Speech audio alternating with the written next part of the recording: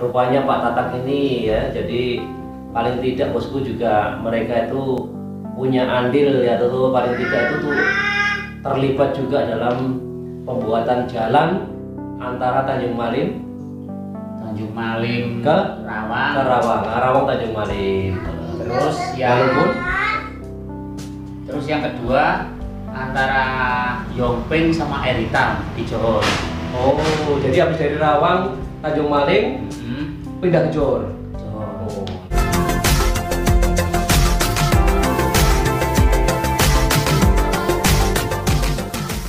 Jangan lupa subscribe YouTube channel, like, comment, and share.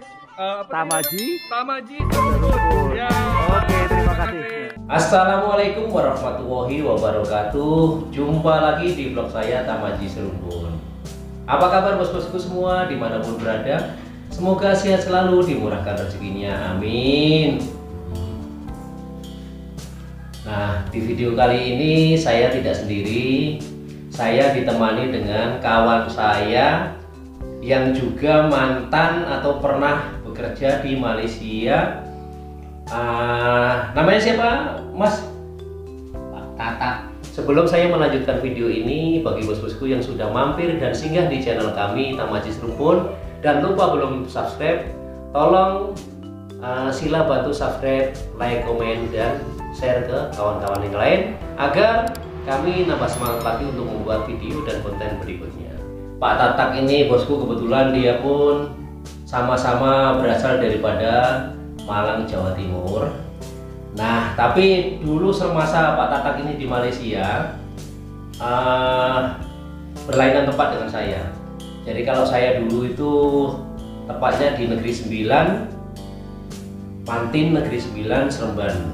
Nah, kemudian kita akan tanya Pak Tatak ini terakhir pulang ke Indonesia itu kapan Pak Tatak? 2018. 2018. Oh, jadi lebih awal Pak Tatak ya daripada saya ya. Jadi selama dulu waktu di Malaysia tahun berapa waktu masuk dulu Pak Tatak? Tahun 90. Oh, tahun 90 masuk Malaysia. Oh my god. Lama ya. Tahun 90 sampai tahun 2018 baru balik. Berarti bisa kita kayak kebayangkan bosku ya. Tahun 1990 sampai 2018. Berarti dalam 18 tahun ya? 18 tahun. 28 tahun. Nah, Oh iya, sorry bosku. Jadi bukan 18 tahun lagi, 28 tahun Pak Tatak ini selama berada di Malaysia. Wow. Nah, dulu di Malaysia pertama kali di mana Pak Tatak? di Selangor, Rawang. Rawang, Jalan Sungai Buaya, Sungai Cu. Sungai Buaya dengan Sungai Cu. Nah, bagi bos-bosku yang Kampung ada tinggal atau pernah ke Sungai Buaya atau Sungai Cu daerah Rawang, nah inilah kebetulan Pak Tatak ini dulu juga pernah kerja di sana. Nah, dulu pertama kali masuk Malaysia di tepatnya tinggal di Rawang sana. Dulu kerjanya sebagai apa Pak Tatak? Waktu itu kongsikong buat jalan Hewi Tanjung Malim Rawang. Oh, Tanjung Malim Rawang. Nah, Oh, buat highway ya jalan Highway, highway. Oh. Jadi masa itu daripada Rawang ke Tanjung Malim itu berapa lama baru siap ya? itu ada Panjang itu ya. sampai 3 tahun. 3 tahun baru siap ya jalannya itu. Jadi Pak Tatak dulu bagian buat jalan itu lah. Iya, Oh, bikin longkang. bikin longkangnya. Jadi masa datang ke Malaysia itu hari gimana Pak Tatak? Sendirian atau beramai? Waktu itu ya beramai tapi saling nggak kenal sama teman-teman lain, sama nggak kenal. Iya. Kan lain daerah. Tapi satu agent gitu ya. Iya.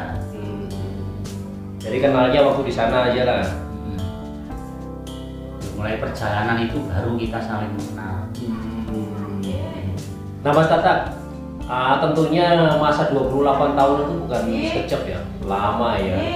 Nah tentunya juga banyak pengalaman yang didapat daripada Malaysia ya, daripada bekerja di Malaysia. Malaysia.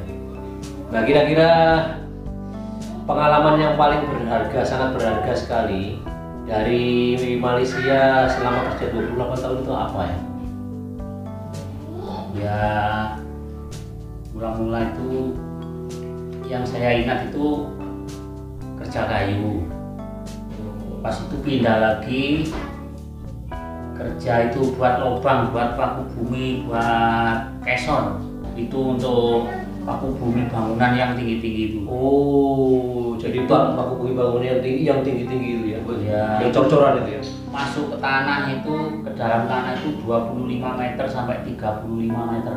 Paku buminya itu ya? Iya. Masuk ke dalam tanah itu? Nah, Oh. Jadi rupanya Pak Tatak ini ya, jadi paling tidak bosku juga mereka itu punya andil ya, atau paling tidak itu tuh terlibat juga dalam pembuatan jalan antara Tanjung Malim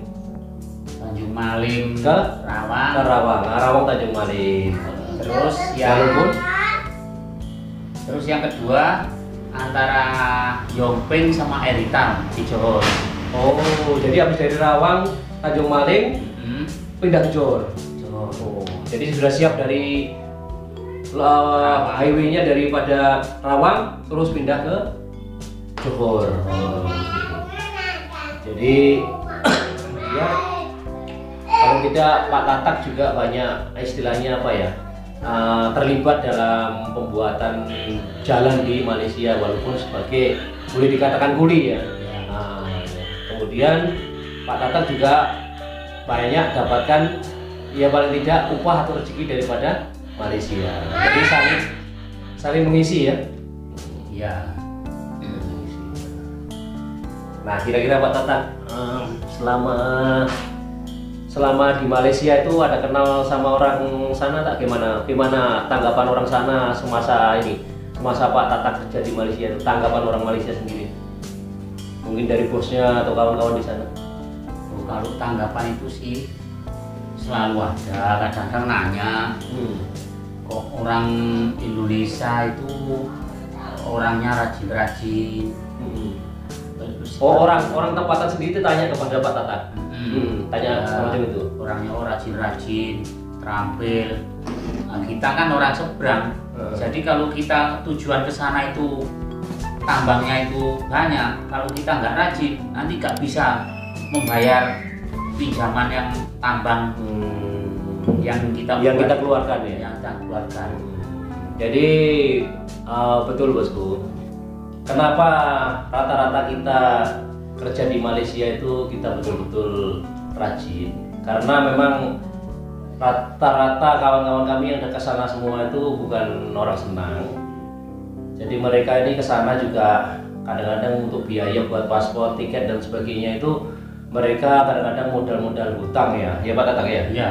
Modal-modal hutang, sehingga kalau kita nanti sampai di Malaysia kita tidak betul-betul bekerja dengan kuat dan rajin dan pandai simpan uang, bagaimana kita nak pulangkan hutang kita yang sudah kita gunakan untuk berangkat ke Malaysia? Itu satu. Terus kemudian rata-rata juga kita keluarga yang kita tinggalkan di sana itu ada keluarga, orang tua, atau kadang kalau sudah berkeluarga ada anak atau istri. Nah, dari situlah yang melatar belakangi yang menjadikan kami alasan kenapa kami harus rajin di sana. Begitu Pak Tatak ya? Iya. Ada teman saya itu waktu itu saya pulang masuk Malaysia kan tahun 90. Saya 93 pulang. Pas itu berangkat lagi saya lewat Batam Singapura. Sampai sekarang itu teman saya satu itu nggak pernah pulang. Waktu berangkat itu istrinya itu hamil 3 bulan. Sampai anaknya lahir, sampai sekarang sudah besar, sudah nikah, bahkan sudah punya anak itu. Belum pernah pulang. Nah Pak Tatak di Malaysia itu kan banyak tempat pelancongan ya. Jadi tadi diantaranya Pak Tatak pernah dipindah di Bayan Lepas. Nah kira-kira di beberapa tempat pelancongan, tempat makan angin di Malaysia itu Pak Tatak yang pernah pergi itu di mana saja ya? Sunway Lagoon. Oh, Sunway Lagoon sudah pernah pergi. Ya. Lagi?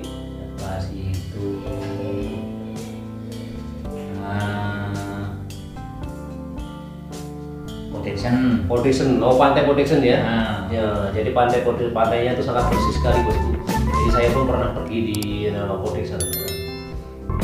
Lepas itu Genting Highland. Genting Highland. Nah, Genting Highland itu saya pun pernah pergi juga bosku. Jadi tempatnya sangat sejuk ya di sana. Genting Highland. Lepas itu ke mana lagi Pak Tata? Ke LCC? Nah, kalau ke LCC ya memang saya pun ikut mulai dari Paiket. Kalau ke LCC itu nggak beda kemana-mana. Oh, jadi waktu pembangunan ke LCC pun pernah terlibat juga Pak Tata ke sana? Iya. Ikut bangun juga? Bangun. Oh, berapa lama dulu waktu itu? Waktu itu saya masuk Pembangunan ke LCC? 94 sampai 98. Oh, sudah 4 tahun ya. Jadi bosku, jadi Pak Tatang ini sendiri masa pembuatan gedung GLCC Menawa Tower, Twin Tower dekat GL sana itu pun cukup turut terlibat juga bosku. Jadi selama 4 tahun Pak Tatang ini kerja di sana.